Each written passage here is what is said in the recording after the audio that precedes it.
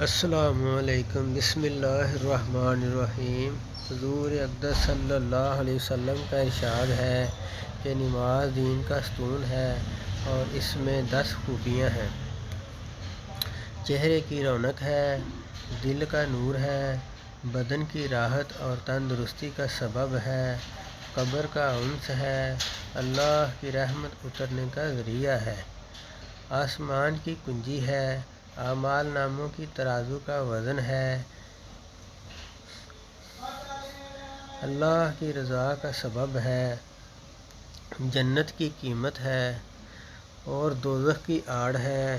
جس شخص نے اس کو قائم کیا اس نے دین کو قائم رکھا، اور جس شخص نے اس کو چھوڑا اس نے دین کو گرا دیا۔ ایک حدیث میں وارد ہوا ہے کہ گھر میں نماز پڑھنا نور ہے، نماز سے اپنے گھروں کو منور کیا کرو۔ اور یہ مشہور حدیث ہے کہ میری امت قیامت کے دن وضو اور سجدے کی وجہ سے روشن ہاتھ پاؤں والی، روشن چہرے والی ہوگی، اسی علامت سے دوسری امتوں سے پہچانی جائے گی۔ ایک حدیث میں آیا ہے کہ جب آسمان سے کوئی بلا آفت نازل ہوتی ہے تو مسجد کے آباد کرنے والوں سے ہٹا لی جاتی ہے۔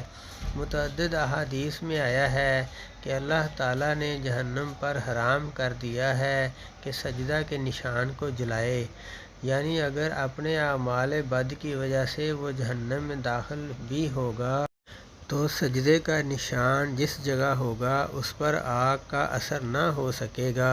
ایک حدیث میں ہے کہ نماز شیطان کا منہ کالا کرتی ہے اور صدقہ اس کی کمر توڑ دیتا ہے۔ ایک جگہ ارشاد ہے کہ نماز شفا ہے۔